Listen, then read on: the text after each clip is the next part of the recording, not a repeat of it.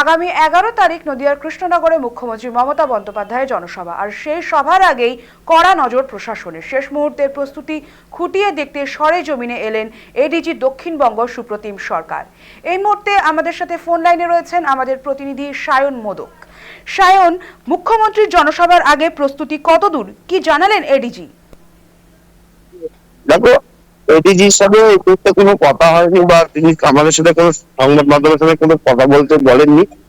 তবে জেলা পরিষদের সভাপতি তিনি জানিয়েছেন যে মুখ্যমন্ত্রী মমতা বন্দ্যোপাধ্যায় তিনি সফরে আসছেন, সফরে আসার পরে জনসভার পর একটু ছোট্ট একটু প্রশাসনিক বৈঠক করবেন, এমনটাই কিন্তু জানি। যেটা আমরা কিন্তু বলেছিলাম যে একটা প্রশাসনিক বৈঠক হওয়ার সম্ভাবনা রয়েছে, সেই কথাই কিন্তু আজ কিন্তু জানালো জেলা পরিষদের সভাপতি তারারঞ্জন সুন্তরা মিট। তিনি জানিয়েছেন যে একটি ছোট্ট প্রশাসনিক বৈঠক হবে, এরপর তার আগে জনসভা হবে, এমনটাই কিন্তু জানা গেছে এখনো পর্যন্ত।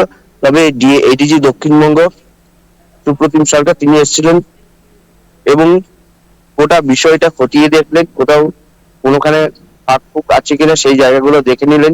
কোন রকম ত্রুটি রাখতে চাইছেন না মুখ্যমন্ত্রীর সফরে। পাশাপাশি আজ কিন্তু হেলিকপ্টার এসে মুখ্যমন্ত্রী যে নামবে যে জায়গাটা, সেই জায়গাটা কিন্তু হেলিকপ্টার এসে ঘটনাস্থলটা দেখে গেলেন এবং সেখানে ল্যান্ডিং এর বিষয়গুলো দেখলেন। পাশাপাশি এখান থেকে কিন্তু হেলিকপ্টার চলে গেলেন আজকের মতন।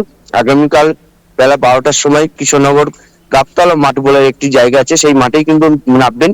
ঠিক জনসভা যেই মাঠে হবে ঠিক তার পাশেই কিন্তু এই গাবতলা মাঠ, সেই মাঠে মুখ্যমন্ত্রী হেলিকপ্টার থেকে নামবেন, নেমে জনসভা করবেন এবং এখান থেকে তিনি চলে যাবেন, এমনটাই কর্মসূচি জানা গেছে।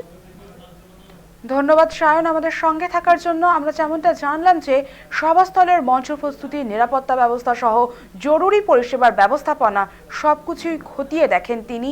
মুখ্যমন্ত্রীর জনসভা যেন শান্তিপূর্ণভাবে এবং নির্বিঘ্নে সম্পন্ন হয়, তার জন্য যথেষ্ট তৎপর পুলিশ প্রশাসন।